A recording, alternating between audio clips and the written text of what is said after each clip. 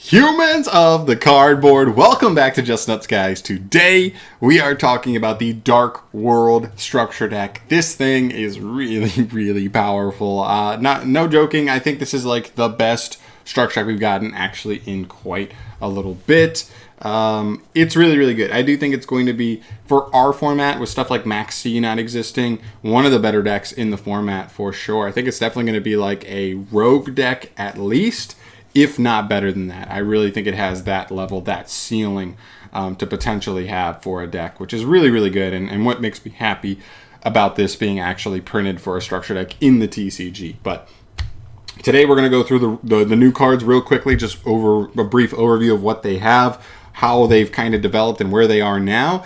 And also we'll go through the reprints at the end too and talk about which ones we hope actually end up in the TCG version. So starting off here, let's jump in with Rainbow Supreme Overlord of Dark World. This card kind of functions like Grapha, not like, I believe this is a non-once return card in Grave where it can like special summon itself by returning a lower level Dark World monster you control to the hand. And also if he's discarded, he adds a level 5 or higher Dark World monster from deck to hand. Very crucial to be able to get stuff like the Silva hand loop going, as well as just, you know, Grapha, the actual best card in the deck, main deck at least, and so on and so forth. So really solid. I mean, you just can't really complain there. Next up we have Genta. Genta is one of the better starters in the deck. I'm really glad we got this guy, and I also like that he's low level, so worst case scenario he can be normal summoned to help get something like Rainbow or Grapha and Grave rotating.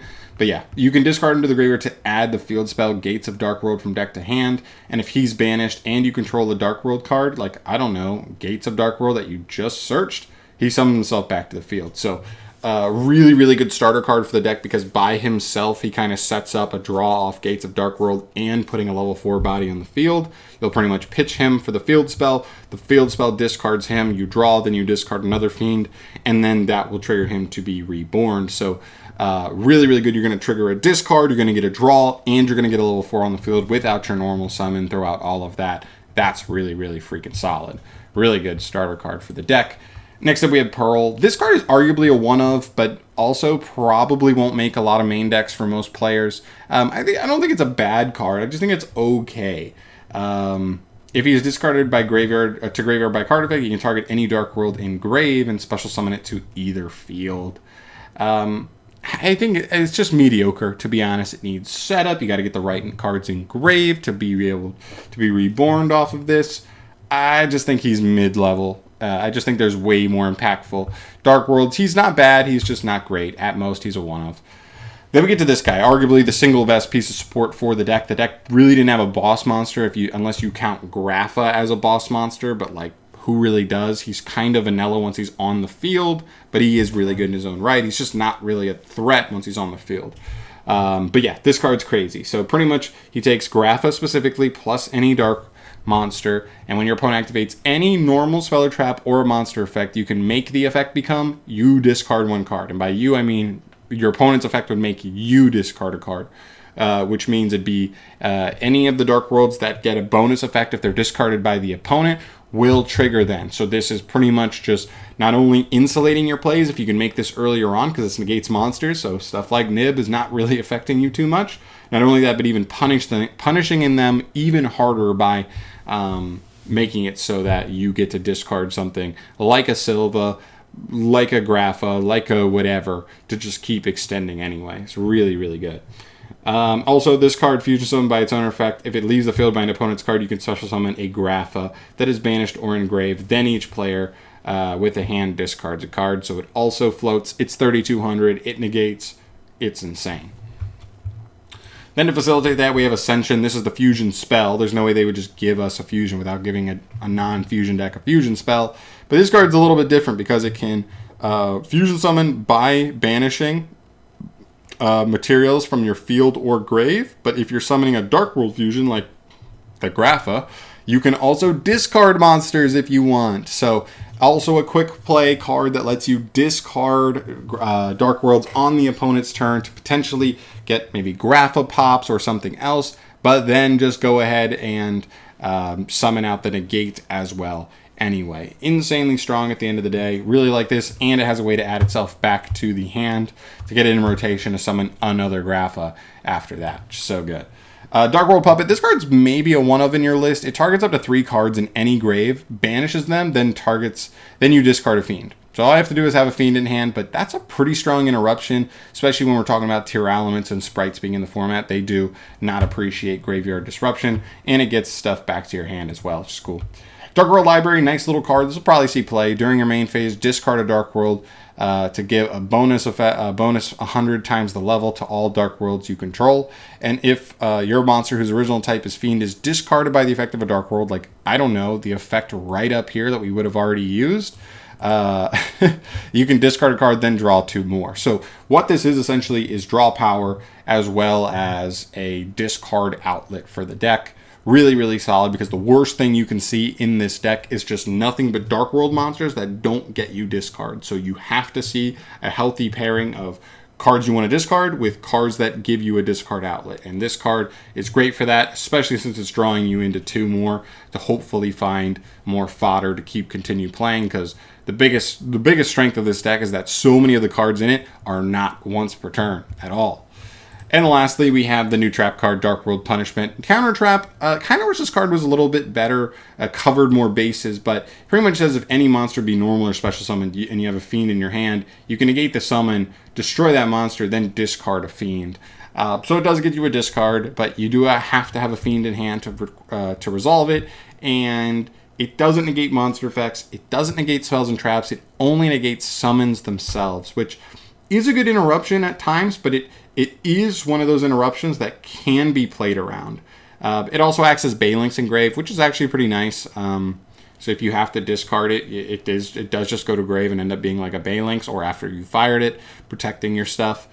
But all in all, I think it's just okay. I mean, maybe it's a one-of if like there are combo lines that actually want to go through this. I mean, Snow can search it, and you have pretty easy access to Snow now in the deck more than ever. So like, we'll take it, but I would guess that most players won't play this. Maybe a few will elect to play one, just in case they go down a combo line that can get to it. But yeah, those are the 8 new cards. That's how Konami's been rolling. 8 new cards for every structure deck R, and they have just been nailing it. I just have to say, before we move on, bravo. Konami has just been killing every structure deck R, essentially. Even if everything wasn't like crazy, it at least gets to a level where you're like respecting it. Even agents, right? Like, nobody's playing agents. We haven't seen agents top in a while, but you have to respect them, because like, they used to do literally nothing compared to like where we are now in the game, and now you're at least like, they have some cool cards, they have some powerful cards, you gotta respect them. So it's cool. So yeah, let's move to some of the reprints here. Obviously, a lot of these reprints are just going to be a ton of Dark World cards, which is really good, because some of them are, I'm sure, the higher rarities going up. So if you don't want to have a max rarity deck, you can probably buy a bunch of the structure decks and still be good.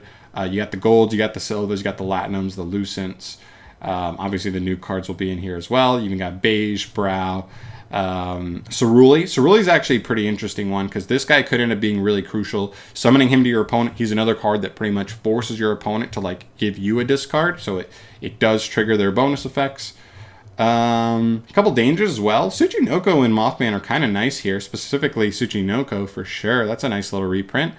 Lilith is huge. Lilith is such a good reprint here if it actually ends up staying. Backjack, nice little card. Token Collector, also pretty cool, definitely. We could definitely end up in a world where that's like decent again. Dark World Dealings, I know for a while every Dark World Dealings copy was like actually money, which is cool. Let's see, I'm not seeing the field spell, right? Am I going crazy? Yeah, I am not seeing the field spell here, if I'm not mistaken. So that's one thing to keep an eye out for. Make sure you have your copies of the field spell if you need it. Then you get your Dark World Punishment, Brainwashing, Mind Crush, Deck Devastation, Dynamiscus, and Skill Drain. Nice little Skill Drain reprint. So, honestly, nothing too crazy with the reprints, but that's okay. Like, honestly, if we go back and we sell the Salad structure deck and it didn't have Ash Blossom in it, it still would have been one of the best structure decks of all time.